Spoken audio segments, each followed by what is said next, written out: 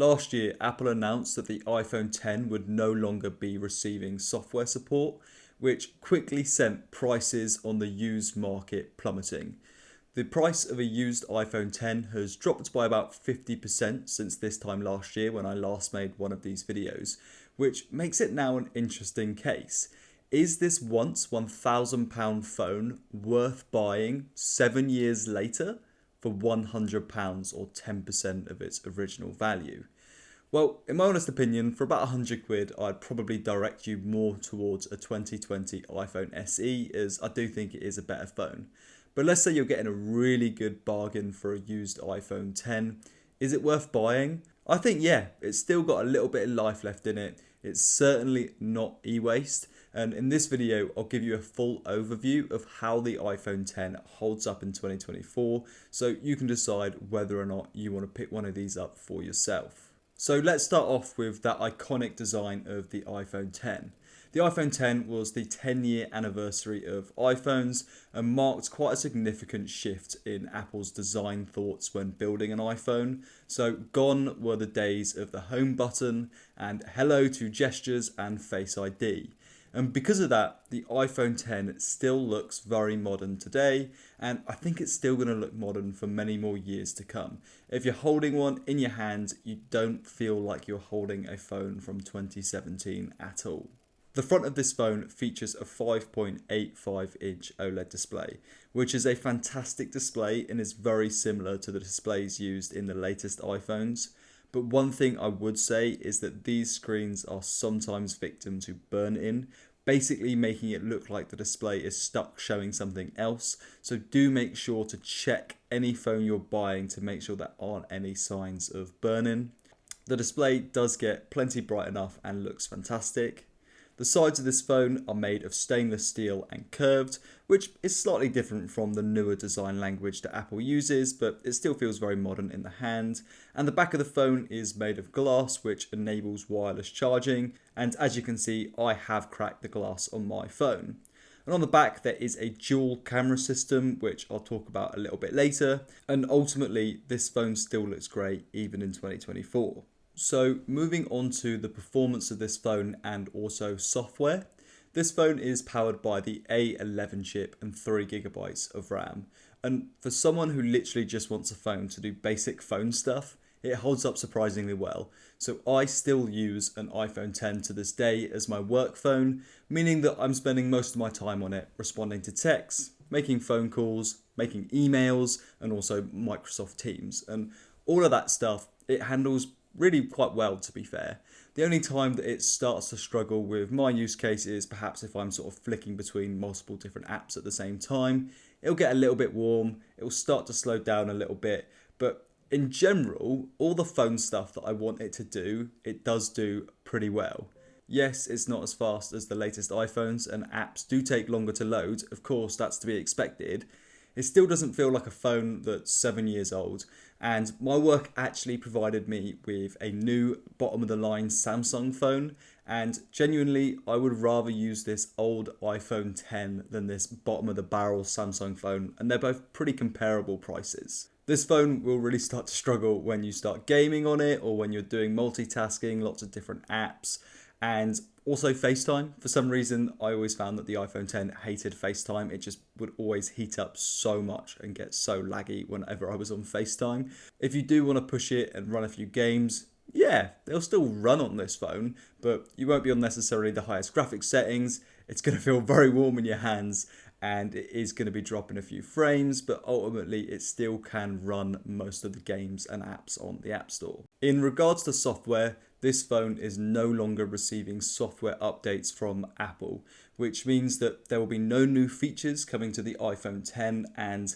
a few years down the line, apps may not support the iPhone X either. Apple are still currently providing security updates to iOS 16 if they find any security issues, but these aren't guaranteed either. I think the biggest issue of this iPhone not receiving any more iterations of iOS is going to be felt in between 2 to 3 years time. So it'll be when you go to download an app on the App Store and a little pop-up comes up saying, sorry, this app requires iOS 18 or above, something along those lines. So at the moment, for £100, Pretty much every app on the App Store is going to be downloadable and will still run on this phone reasonably well.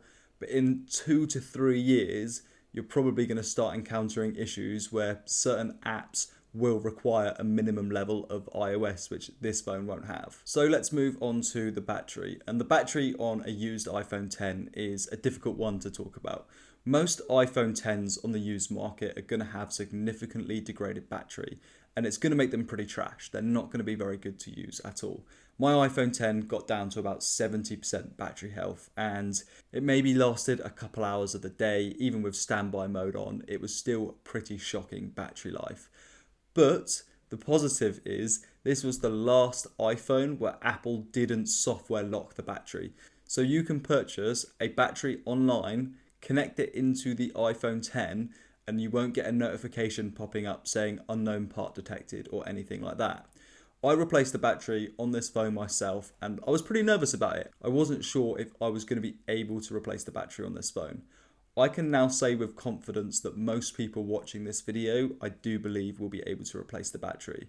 As long as you've got a steady hand, you can follow instructions, it's really not that difficult. I was pretty nervous, but it's not that difficult. The most challenging part for me when it came to replacing the battery was getting the old battery out. I purchased some high strength alcohol, just gave it a little spray, and the battery just popped out like that. So do make sure to watch loads of videos online, do it safely, wear gloves, etc. Make sure that you're doing it safely, but I do think that a lot of people will be able to change the battery themselves. You can pick up a battery on Amazon or whatever for like £25, and that will make this phone feel so much better. So I went from having only a couple hours of battery life to now only needing to charge this phone maybe twice or 3 times a week. Bear in mind that my screen time isn't massive. I maybe only get 40 minutes of screen time per day on this phone, so I'm not using it heaps, but I don't need to charge it very often anymore because I've replaced the battery. So moving on to the camera, and I think that the camera is what sets this phone apart from other sub £100 phones. They're seriously good for the money.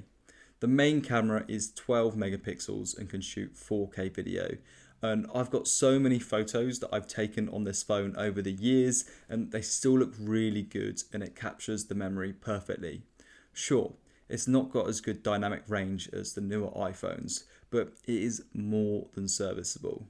And the 4K video, in my opinion, is even better. The 4K video is way better than you're going to find in any phone for £100. It still looks really good. The second camera is also 12 megapixels and is a 2x zoom lens. I barely used this camera when I was daily driving the iPhone 10. It's fine, but it doesn't really bring much value to me. The front-facing camera again is solid. It's 7 megapixels and it holds up well for its age. There are no complaints for me, especially at 100 quid.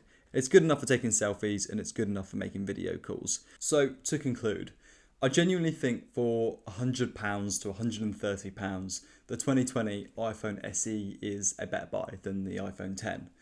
But if you're able to get a really good deal on an iPhone 10, sub £100, you're willing to replace the battery or get the battery replaced, that's another 20 odd pounds. The iPhone 10 is a pretty good phone and it's definitely not e-waste yet. You will be able to do the essentials and it comes with the benefit of iOS. It's a good entry point into the iOS ecosystem, and also it's got those really great cameras that are miles ahead of any phone at £100. As long as your expectations are realistic around performance, this isn't going to be the snappiest phone anymore. It's not that great when you're flicking between different apps at the same time, and in 2 to 3 years you're more than likely to encounter issues with certain apps not being downloadable onto this phone. As long as you're aware of that, at this present moment in April of 2024, yeah, this phone still does everything that you need it to do perfectly well, especially if you can get a fantastic deal on it. I hope you enjoyed this video and you found it useful. Please let me know in the comments if you've just gone out and bought an iPhone 10 and what your thoughts are, or if you're like me and you're still using an iPhone 10 all these years later. Thank you. Cheers. Bye-bye.